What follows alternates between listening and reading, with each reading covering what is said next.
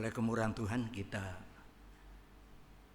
menikmati kebersamaan dalam ibadah pada kesempatan petang sore malam hari ini, dan kita bersyukur walaupun kita berada di dalam ibadah yang dikehendaki oleh pemerintah untuk ibadah di rumah masing-masing, tetapi memang sulit dan tidak enak. Tetapi biarlah kita bukan dilarang beribadah, tapi masih diberi kesempatan untuk beribadah. Jadi walaupun kita menggunakan waktu yang sangat terbatas, namun ini kita berdoa segera lewat semuanya sehingga kita bisa kembali beribadah dengan leluasa. Baik, kita akan awali ibadah kita melakukan nyanyian rohani nomor 228.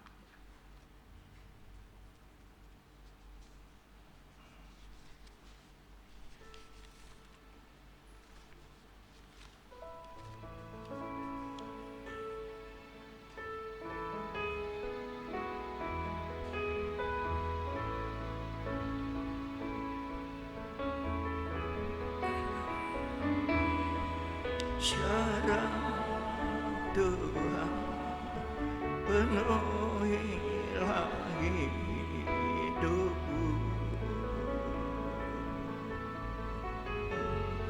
hatiku bagai tanah gersang merindukan jamahan Roh Suci. Hidupku bagai bejana ke bawah ke sungai-Mu Tuhan. Ingin ku teguh kesejukan air hidup-Mu Tuhan. Penuhi aku sekarang, penuhilah hidupku.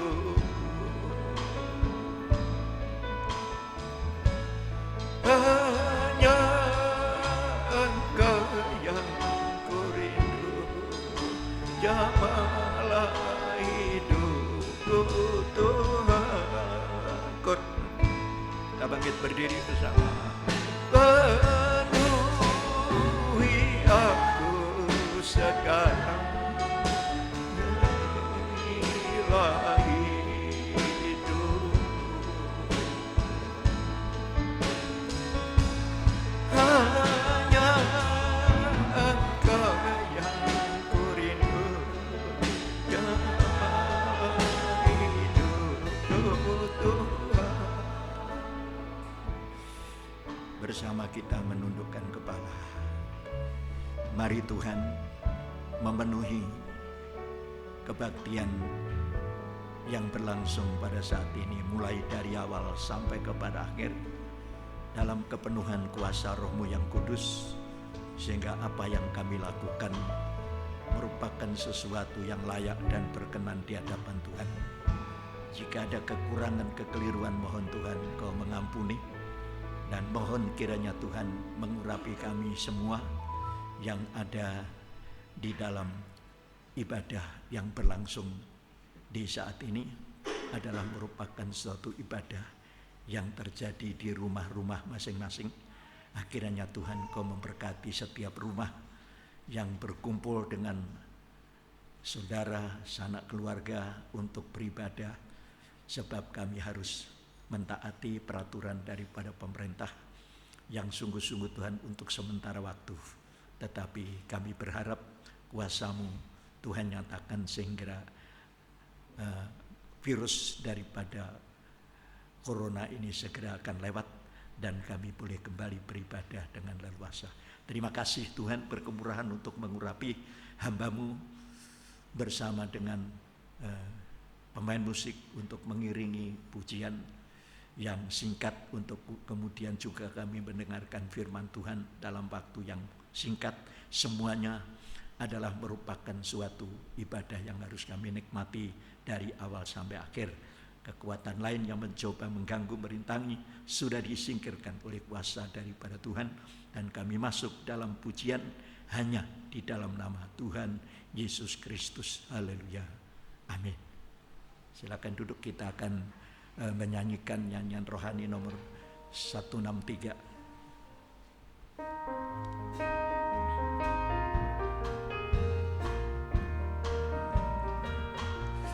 Kerajaanmu datanglah, kehendakmu jadilah di bumi seperti di surga.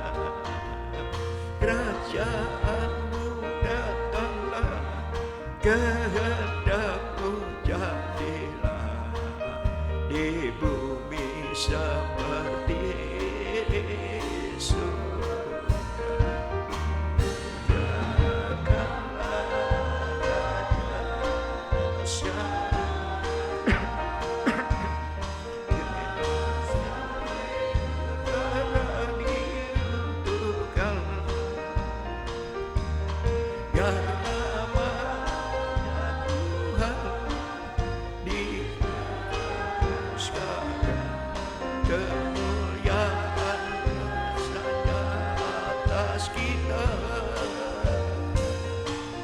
Kerajaanmu datanglah, kehendakmu jadilah di bumi seperti di surga. Kerajaanmu datanglah, kehendakmu jadilah di bumi seperti di surga. Kerajaanmu datanglah, kehendakmu jadilah di bumi seperti di surga. Muliakanlah Raja segala raja, darah diruntuhkan,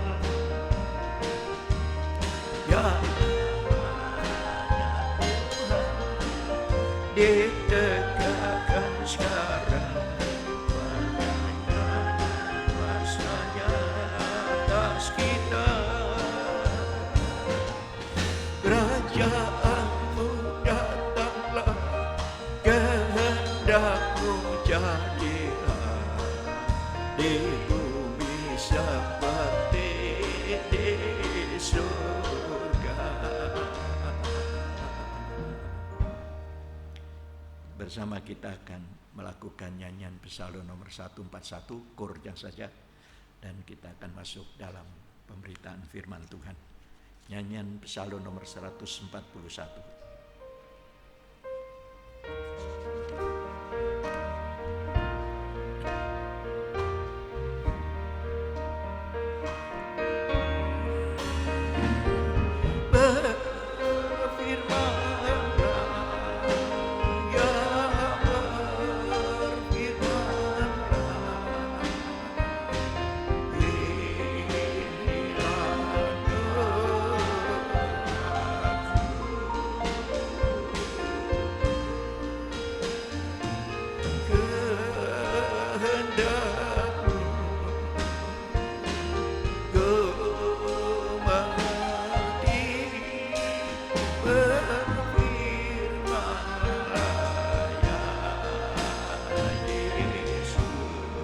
Berfirman,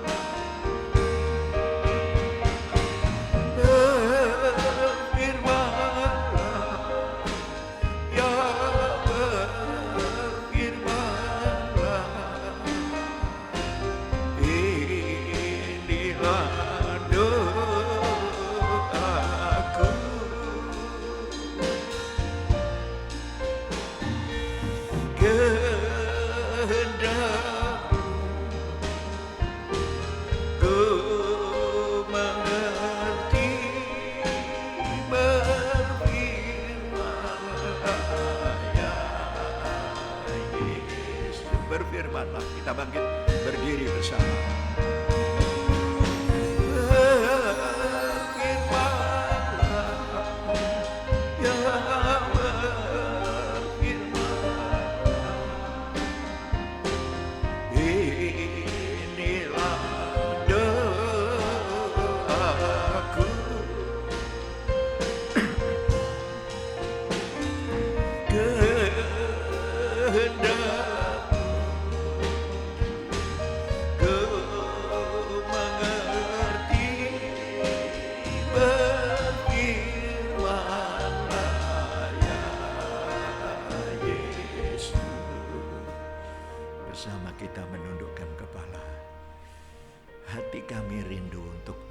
Firman Tuhan sebagaimana yang menjadi kebutuhan kami saat kami datang beribadah.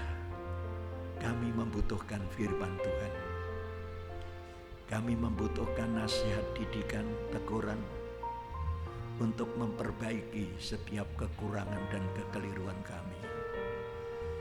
Dan kami berharap Tuhan, kuasa daripada Roh-Mu menerangi setiap hati kami untuk kami mampu memahami, mengerti sampai kepada melakukan dalam kehidupan kami sehari-hari. Terima kasih Tuhan, mampukan hamba-Mu untuk meneruskan firman-Mu, karena sidang jemaat yang sangat membutuhkan, baik yang ada di Kebonsari, yang ada di Kedurus, adalah merupakan satu sidang jemaat yang Tuhan kasihi untuk bisa mendapat kesempatan walau di tengah kesulitan, tetapi dapat dijangkau dengan cara dari hikmat Allah kepada setiap kehidupan daripada umat Tuhan. Terima kasih Tuhan, terima kasih, bersabdalah kepada kami dan kami akan menerimanya dengan segala ucapan syukur sehingga kami tidak kehilangan berkat daripada Tuhan yang dibutuhkan oleh kami semua, agar firman itu bisa menjangkau setiap kehidupan kami, baik pribadi, keluarga, rumah tangga, nikah, ibadah, pelayanan, semuanya diberkati oleh Tuhan. Kami sambut firman-Mu dengan segala ucapan syukur dalam nama Tuhan Yesus Kristus. Haleluya. Amin.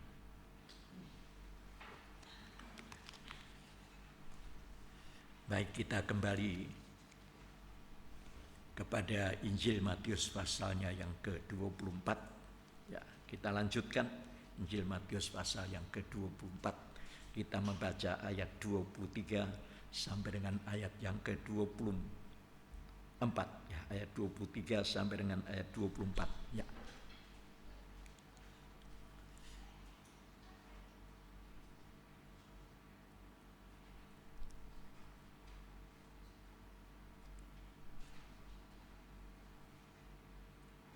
Matius pasal yang ke-24 ayat 23 dan 24. Pada waktu itu, jika orang berkata kepada kamu, lihat, Mesias ada di sini, atau Mesias ada di sana, janganlah kamu percaya.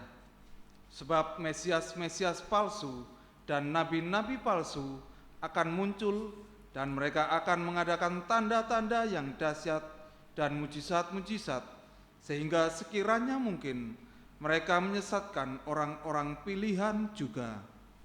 Ya. Pada waktu itu, jika orang mengatakan, kamu lihat Mesias ada di sini atau Mesias ada di sana, jangan kamu percaya. Mesias artinya orang yang diurapi. Ya. Jadi Mesias itu artinya orang yang diurapi. Dulu pelaksanaan daripada pengurapan itu adalah orang disiram minyak pada kepalanya. Jadi itu namanya diurapi. Ya. Jadi zaman dulu itu begitu. Disiram oleh orang yang diutus Tuhan, yaitu nabi. Nah, dan seperti yang kita lihat bagaimana Daud diurapi, ya. Jadi siram minyak. Waktu itu Daud disiram minyak oleh Nabi Samuel, ya. Dan yang diurapi atau yang disiram minyak ini atau yang diurapi ini adalah imam besar, imam-imam, raja-raja. Nah, itu yang diurapi ya. Dan Daud itu memang dipersiapkan untuk menjadi raja menggantikan Saul, maka ia harus diurapi ya. Dan itu saudara bisa baca dalam 1 Samuel pasal 16 ya. Surat atau kitab 1 Samuel pasal 16 ayat 11 sampai dengan ayat 13 ya.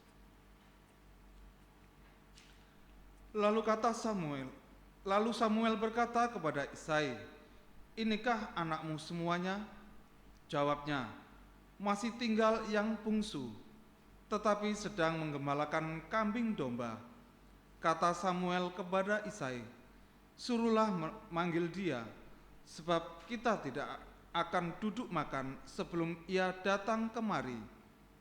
Kemudian disuruhnyalah menjemput dia. Ia kemerah-merahan, matanya indah dan parasnya elok.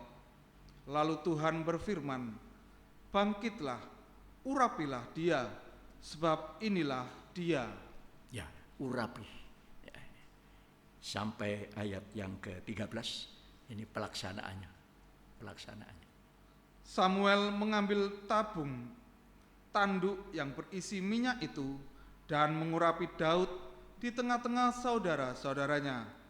Sejak hari itu dan seterusnya berkuasalah roh Tuhan atas Daud. Lalu berangkatlah Samuel menuju Rama. Iya, di sini disebutkan bahwa setelah disiram dengan minyak, diurapi, maka berkuasalah roh Tuhan, ya, berkuasalah roh Allah. Ini artinya bahwa urapan itu adalah merupakan suatu keadaan yang berhubungan atau berkaitan dengan roh Tuhan atau Roh Kudus. Ya, di zaman Perjanjian Baru itu diurapi tidak lagi dituang dengan minyak, tapi diurapi itu adalah orang yang dikuasai oleh Roh Kudus. Ya, orang yang dikuasai oleh Roh Kudus itu orang yang diurapi. Dan kalau orang itu diurapi, itu orang yang dilindungi oleh Tuhan. Jadi orang yang diurapi itu adalah orang yang dilindungi. Ini kegunaan ya. Kegunaan pertama daripada orang yang diurapi itu orang dilindungi oleh Tuhan. Nah, Daud ini diancam untuk dibunuh oleh Raja Saul, tetapi Tuhan selalu melindungi. Ya, selalu dilindungi. Daud ini selalu luput. Satu saat Daud ini dilempar tombak oleh Saul, sebab tujuannya Saul ini mau membunuh Daud supaya dia ditancapkan ke tembok. Itu tujuannya. Tetapi Daud bisa menghindar, ya, bisa menghindar sampai 2 kali. Ini berarti bahwa Allah melindungi orang yang diurapi. Ya, sebab begitu ia diurapi, roh Tuhan itu berkuasa. Jadi kuasai oleh roh Tuhan. Saudara, ya, nah, ini keuntungan daripada pengurapan Tuhan. Jadi orang yang diurapi itu adalah orang yang dilindungi oleh Tuhan. Ya, karena itu disebutkan dalam kitab Mazmur, ya, di dalam kitab Mazmur pasalnya yang ke-105 ayat yang ke-15, jangan mencobai atau jangan mengusik itu mengganggu, ya, jangan mengganggu orang yang kuurapi. Mari dibaca itu. Mazmur 105 ayat 15. Ya. Jangan mengusik orang-orang yang kuurapi, Ya.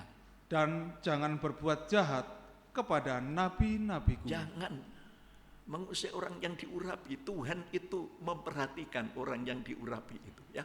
Karena itu kalau saudara baca dalam 1 Samuel pasal yang ke-18, ya, di situ Daud itu mau dibunuh oleh Saul, tetapi luput, Tuhan melindungi.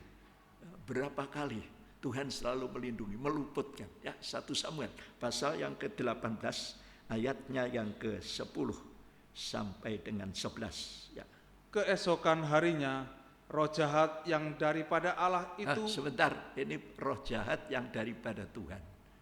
Bukan begitu, masa Tuhan punya roh jahat. Ya. Ini maksudnya roh jahat yang diperintahkan oleh Tuhan.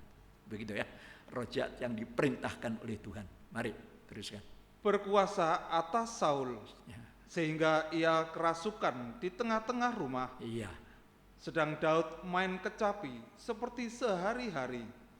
Adapun Saul ada tombak di tangannya. Terus Saul melemparkan tombak itu karena pikirnya, baiklah aku menancapkan Daud ke dinding. Tetapi Daud mengelakkannya sampai 2 kali. iya. Sampai 2 kali. Ini diancam. Ya. Tetapi Daud dilindungi oleh Tuhan. Ya. Sebab mati atau hidupnya daripada manusia itu kan di tangan Tuhan. Ya. Dan Tuhan Yesus mengatakan, kalau aku menghendaki dia hidup, itu bukan urusanmu. Ya, itu adalah urusan daripada Tuhan. Jadi orang itu dikehendaki mati, orang itu dikehendaki untuk hidup, itu urusannya Tuhan. Saudara ya. Jadi bukan urusan kita. Ya.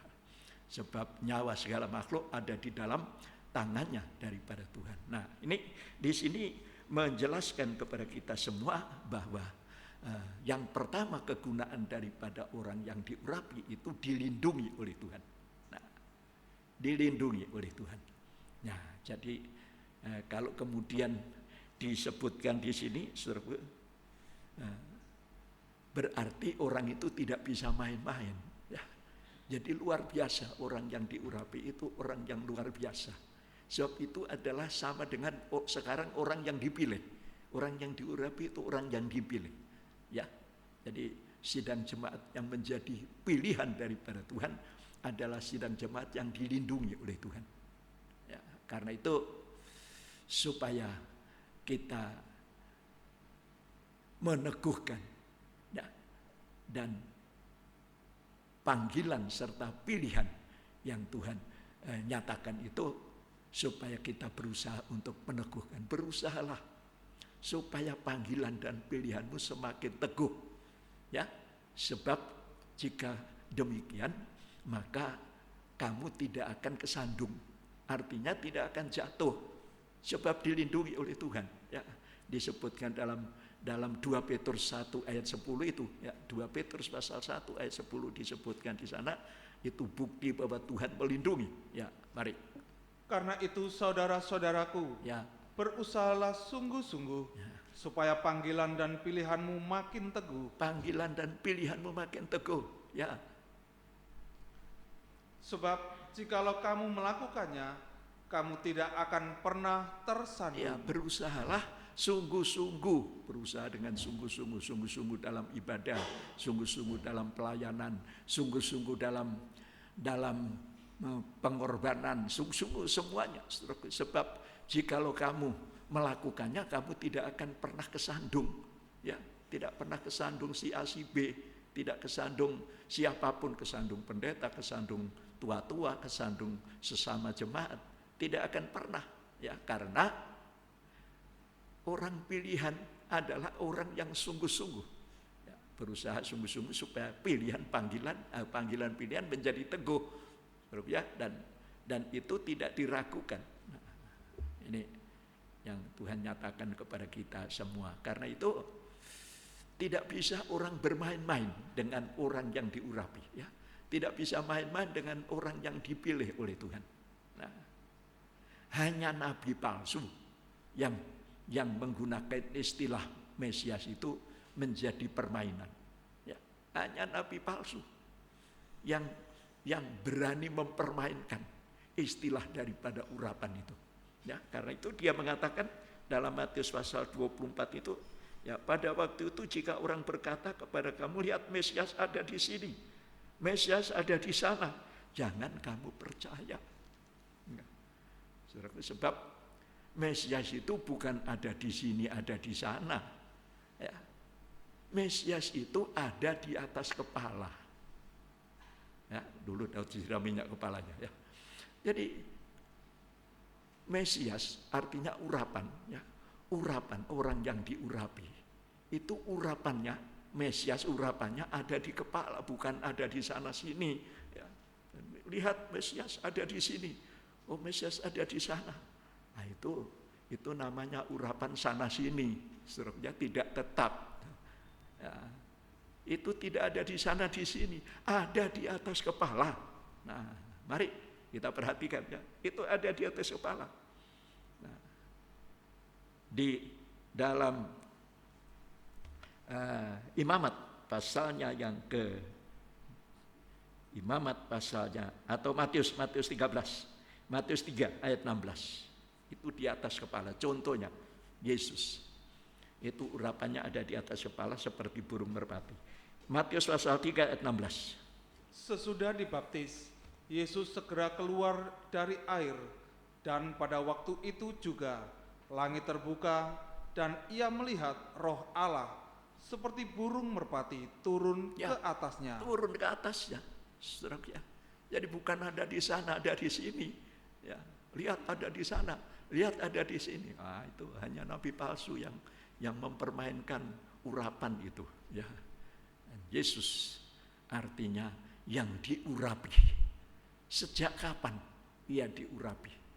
Dan secara manusia ya, secara rohani memang sejak awal sudah hidup dalam pengurapan. Secara jasmani dia memakai tubuh manusia itu sejak keluar dari air, sejak dibaptis. Kemudian ada Roh Allah menguasai di atas burung merpati, itu turun di atas kepalanya. Itu sejak itulah kemudian ia memulai pekerjaannya. Ya, jadi itu orang yang diurapi adalah orang yang bisa memulai pekerjaannya. Ya, seorang nabi memulai pekerjaannya, seorang imam memulai pekerjaannya. Nah, kemudian imam besar memulai pekerjaannya sesudah melewati urapan, saudara ya, sesudah melewati tahbisan, saudara ya, yang berarti disahkan sebagai orang pilihan.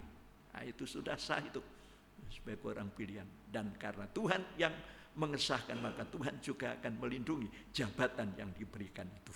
Ya, asal tetap sungguh-sungguh. Jadi, kalau tidak sungguh-sungguh orang pilihan bisa disesatkan di sini.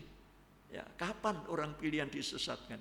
Kalau sudah mulai tidak sungguh-sungguh, ibadahnya tidak sungguh-sungguh, saudara ya, pelayanannya tidak sungguh-sungguh, itu bisa disesatkan. Karena itu ayat mengatakan di sini, sebab Mesias palsu ayat 24 itu, dan nabi-nabi palsu akan muncul dan mereka akan mengadakan tanda-tanda yang dahsyat dan mujizat-mujizat sehingga sekiranya mungkin mereka menyesatkan orang-orang pilihan, sebab memang dahsyat ya. Kalau tidak dahsyat orang pilihan itu tidak akan terkecoh, tapi karena dahsyatnya hanya orang pilihan yang sungguh-sungguh ya, sungguh-sungguh, puji Tuhan. Nah, ini kita perhatikan sekarang kegunaan yang kedua diurapi adalah untuk setia dalam pelayanan. Imamat 21 ayat yang ke-12. Imamat 21 ayat yang ke-12.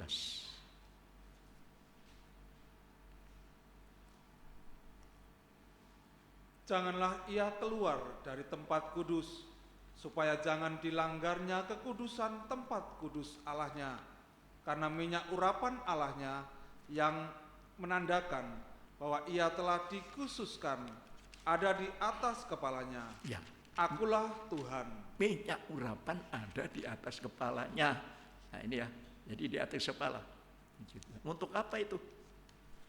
Untuk membuat orang itu setia, tidak keluar dari tempat kudus. Ya, sebab kalau keluar dari tempat kudus sama dengan melanggar kekudusan daripada Allah. Keluar dari tempat kudus sama dengan keluar dari penggembalaan, sama dengan keluar dari pelayanan, sama dengan keluar dari ibadah. Nah, kalau sudah keluar dari ibadah, itu menjadi antikris.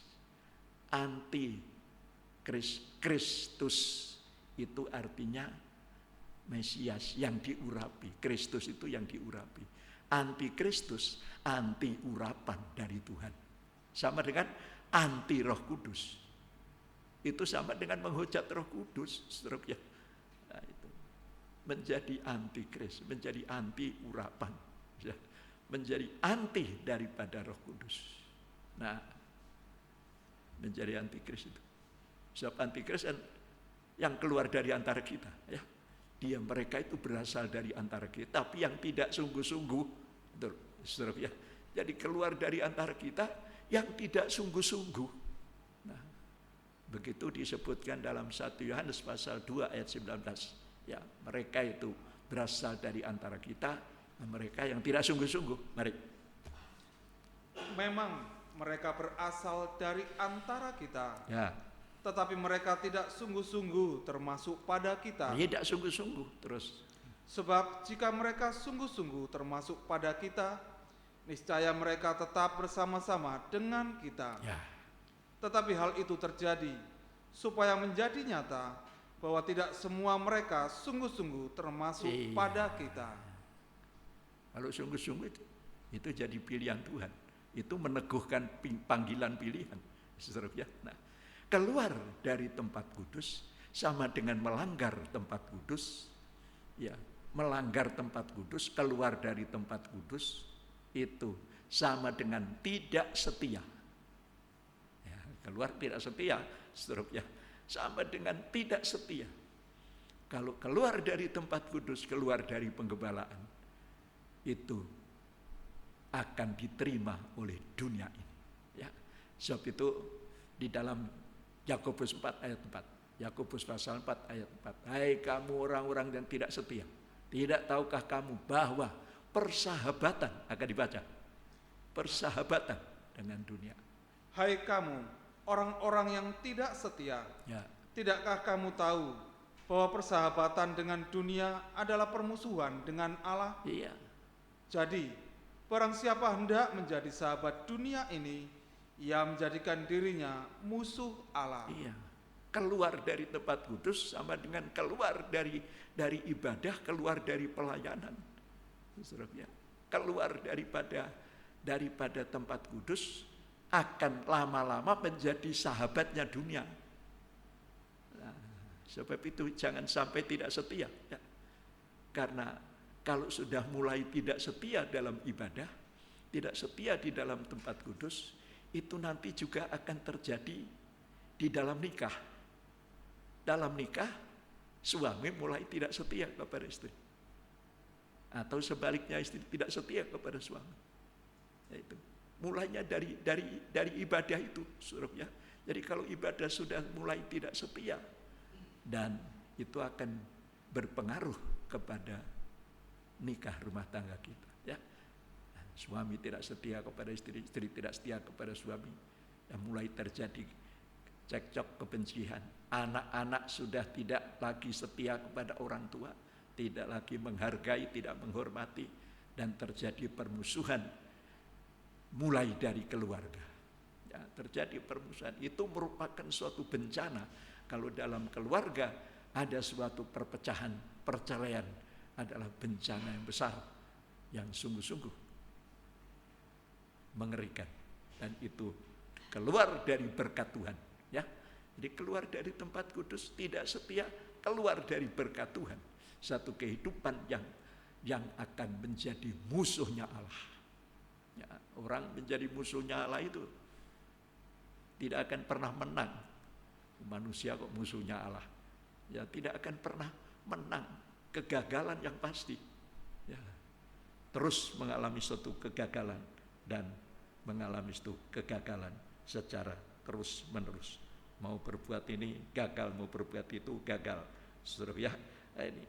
Dan kalau sudah mulai bersahabat dengan dunia, melanggar kekudusan Tuhan, melanggar urapan daripada Tuhan, merusak pengurapan daripada Tuhan, ini sama dengan terjadi suatu perubahan, ya. Perubahan tadinya dikuasai oleh roh, tapi kemudian menjadi musuh Allah. Itu sama dengan berubah air menjadi darah, ya. Kalau Yesus kan datang di dunia ini merubah air menjadi anggur, ya. air menjadi anggur. Ya, nikah yang bermasalah, masalah daripada nikah kehabisan anggur, kehabisan kasihnya. Ya, anggurnya habis di negeri Kana. Nah, lalu Tuhan menyelesaikan masalah daripada nikah yang semakin berkurang kesetiaannya, kasihnya mulai luntur. Air diubah menjadi anggur. Dan nikah itu bisa dinikmati sampai kepada seterusnya, sampai Tuhan datang. Ya. Biasanya orang itu menyuguhkan anggur yang baik, lama-lama tidak baik. Nah, itu biasa. Tapi Tuhan menyimpan anggur yang baik sampai sekarang. Oleh karena ada Yesus di dalam nikah itu. Ya. Kalau tidak ada Yesus di negeri Kana, dalam pesta nikah di negeri, sudah berantakan, ya. Memalukan. Ya. Yang mengundang itu menjadi dipermalukan sebab kehabisan apa yang seharusnya menyenangkan para tamu. Itu gambaran, saudara, ya. Ini gambaran. Mari kita mau perhatikan lebih lanjut, ya. Kalau air berubah menjadi darah, itu pernah terjadi di Mesir, ya. Kalau air berubah menjadi darah, maka ikan-ikan yang ada, ya, ikan yang ada di Bengawan Nil waktu itu, ya, di Mesir, itu Sungai Nil menjadi andalan dari orang Mesir. Itu ikan berbau busuk. Kalau sudah mulai keluar dari tempat kudus, saudara, ya, sudah mengalami suatu keubahan, digambarkan dengan ikan yang berbau busuk.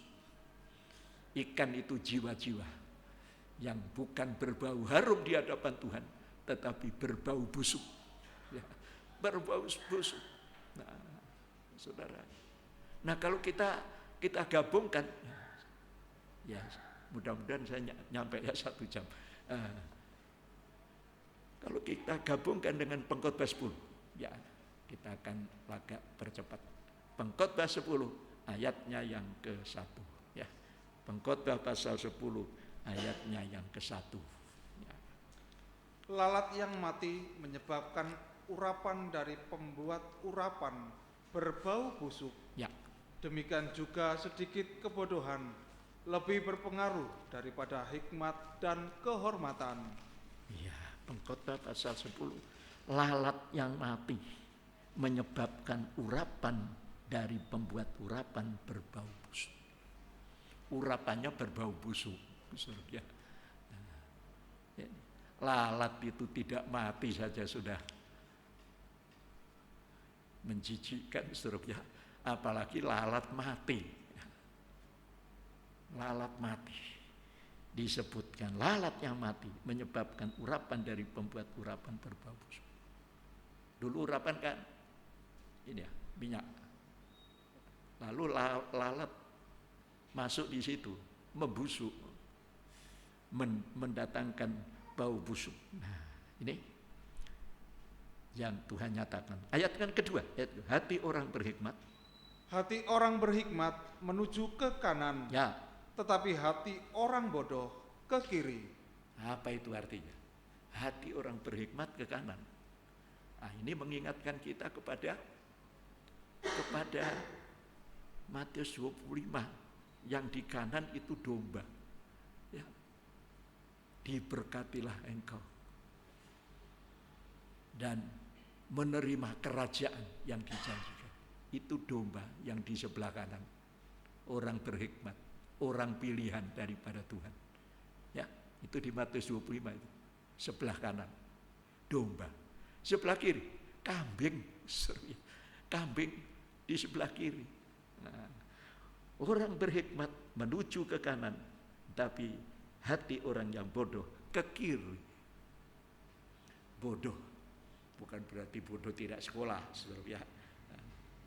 Bodoh di sini pengertiannya adalah janganlah kamu menjadi bodoh. Hendaklah kamu mengerti apa yang menjadi kehendak Allah. Ya, bodoh artinya di sini adalah pengertian rohani bodoh. Ya, itu tidak melakukan firman. Ya, tidak memiliki hikmat sama dengan tidak melakukan firman, tidak punya kekuatan. Ya, tidak punya Kristus, tidak punya urapan. Urapannya sudah berubah menjadi busuk, sudah menjadi darah. Nah, Tuhan datang untuk mengubah air menjadi anggur. Ya, tetapi iblis membawa manusia untuk mengubah orang yang sudah dipilih, disesatkan, ya, sehingga bagaikan air itu menjadi darah. Air itu kan Roh Kudus, ya. Air, kita baca Yohanes 7 ayat 37. Air itu adalah Roh Kudus. Mari. Dan pada hari terakhir, yaitu pada puncak perayaan itu, Yesus berdiri dan berseru, "Barang siapa haus, baiklah ia datang kepadaku dan minum. Ya, terus.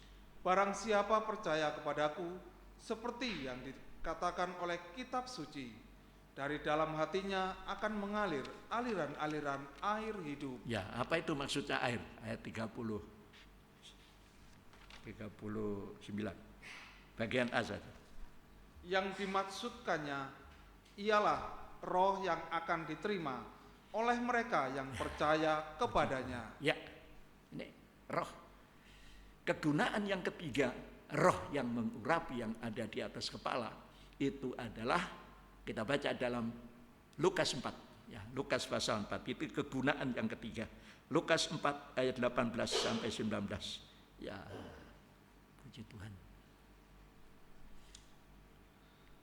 Roh Tuhan ada padaku, Ya, oleh sebab ia telah mengurapi aku untuk menyampaikan kabar baik kepada orang-orang miskin, dan ia telah mengutus aku untuk memberitakan pembebasan kepada orang-orang tawanan, ya, dan penglihatan bagi orang-orang buta, untuk membebaskan orang-orang yang tertindas, untuk memberitakan tahun rahmat Tuhan telah datang. ya. Ya, ayat 18 tadi disebutkan, ayat 18. Roh Tuhan ada padaku, oleh sebab ia telah mengurapi aku. Nah ini, untuk apa? Untuk menyampaikan kabar baik kepada orang-orang miskin. Ya, kabar baik kepada orang miskin. Orang miskin itu butuh apa? Kabar baik untuk orang miskin adalah uang, harta. Orang miskin, saudara, orang miskin itu kabar baik. Ada pembagian sembako, orang miskin senang, saudara. Kabar baik itu, ya. Tapi pengertian rohani, orang miskin rohani, saudara, ya, itu butuh harta yang rohani. Ya, miskin rohani itu butuh harta yang rohani. Apa itu harta rohani? Harta yang berharga itu kami punyai dalam bejana tanah liat. Firman, saudaraku, itu untuk kekuatan, untuk menguatkan kita bisa bertahan. Ya, orang miskin bisa bertahan kalau ada harta, bisa bertahan untuk mempertahankan hidupnya, tapi hidup sementara. Nah, miskin rohani adalah butuh harta, harta yang berharga. 2 Korintus pasal 4 ayat 7. Harta ini kami punyai dalam bejana tanah liat. Nah, ini yang memberikan keteguhan, kekuatan untuk bertahan. Mulai dari bertahan menghadapi kesulitan, kesukaran, masalah, pencobaan, penindasan, sampai kepada masalah yang mengancam kepada maut. Dibaca. 2 Korintus 4 ayat yang ke-7. Tetapi harta ini kami punyai dalam bejana tanah liat, supaya nyata bahwa kekuatan yang melimpah-limpah itu berasal dari Allah, bukan dari diri kami. Ya, itu harta yang untuk apa? Untuk menjadi kuat. Disebutkan kekuatan yang melimpah-limpah, itu harta. Ya. Kekuatan, tadinya miskin, sekarang punya kelimpahan. Tadinya miskin, seterusnya, sekarang dia menjadi berlimpah-limpah. Kekuatan untuk bertahan dalam menghadapi segala pencobaan. Ya, seterusnya, kekuatan untuk bertahan dalam menghadapi kesulitan dan kesukaran, penindasan dan lain-lain. Nah, ini butuh kekuatan. Kekuatan Allah, hikmat Allah kembali lagi. Saudara, kekuatan adalah hikmat daripada Allah. Nah, ini yang dibutuhkan oleh kita. Nah, kemudian tadi tadi disebutkan dalam Lukas pasal yang keempat itu, ya, di dalam Lukas pasal yang keempat itu, ya, disebutkan, ya, untuk memberitakan pembebasan bagi orang-orang tawanan dan penglihatan bagi orang-orang buta. Ini pengertian rohaninya, buta rohani, Saudara, buta rohani. Dan ini buta rohani adalah dibutakan oleh berhala-berhala, ilah-ilah zaman ini. Nah itu dibebaskan. Tawanan artinya ditawan oleh dosa. Nah itu harus dibebaskan. Yesus datang yang diurapi tujuannya untuk itu. Untuk mengangkat kemiskinan rohani, untuk membebaskan tawanan-tawanan rohani yang ditawan oleh dosa, ditawan oleh iblis. Sampai untuk memberitakan tahun pembebasan telah datang. Tahun rahmat Tuhan telah datang. Tahun kemurahan rahmat Tuhan telah datang. Jadi Yesus datang untuk menyatakan kemurahannya. Nah, kita hidup di zaman kemurahan sekarang, ya. Hidup di dalam zaman kemurahan. Jangan menyia-nyiakan kesempatan hidup di zaman kemurahan. Kita gunakan kemurahan Tuhan sampai kepada Tuhan datang yang kedua kali nanti. Ya, inilah firman Tuhan yang bisa kita terima pada saat ini, biarlah menjadi berkat bagi kita semua. Nah, semoga kita bisa memahami akan semuanya. Nah, kita akan melakukan sebuah nyanyian. Kita menyanyikan sebuah nyanyian, ya. Nomor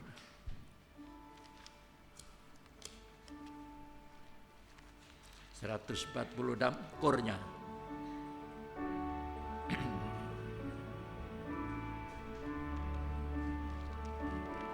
Kornya saja. Roh suci penolongku, Roh suci penghiburku,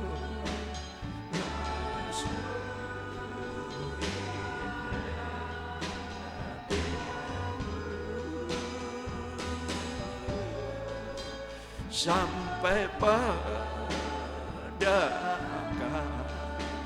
langkah terakhir dan ku berjumpa dia. Kita bangkit berdiri bersama. Roh suci, Roh suci penolongku, Roh suci penghiburku, penuhi hatiku,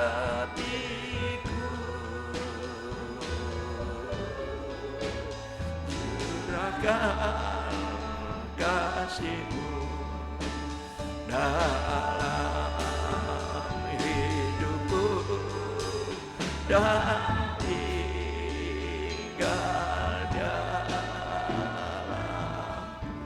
Tundukkan kepala.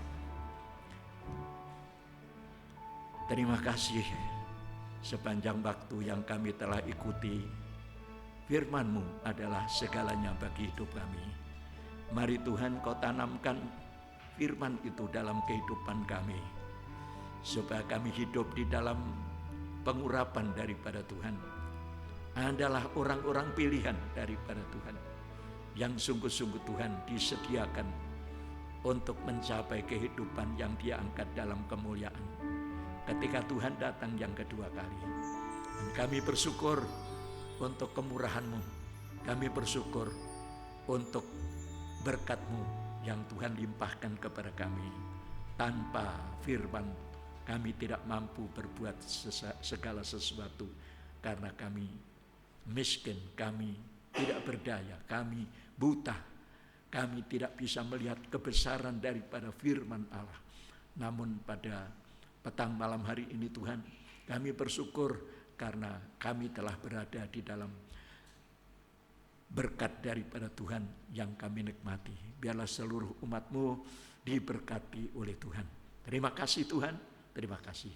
Dalam nama Tuhan Yesus Kristus kami naikkan doa, permohonan serta ucapan syukur kami. Haleluya. Amin. Ya.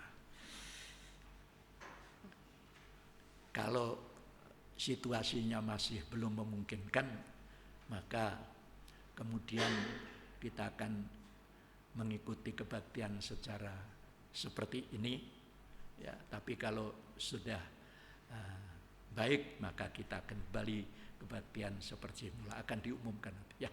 Sementara kita akan memberikan persembahan ya, kita memberikan persembahan. Kita melakukan nomor 91 ya.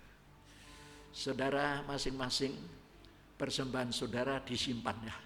Jadi karena saudara di rumah masing-masing, persembahannya disimpan atau di amplop atau di kantong, tergantung ya. Nanti kalau kita sudah normal dibawa semua ya, selama kebaktian itu ya. Kita melakukan nomor suplemen 91.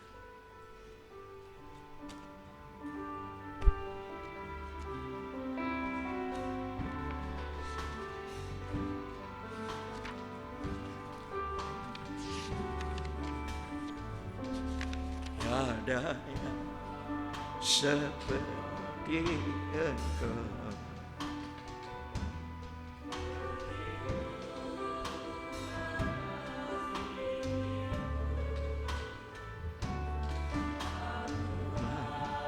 sanggup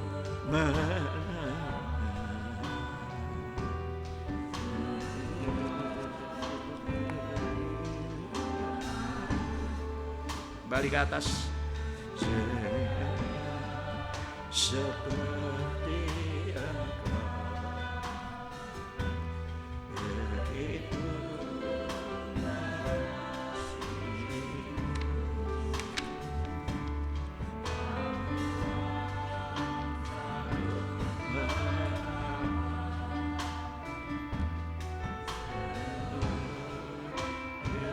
hidup. Aku percaya Tuhanku,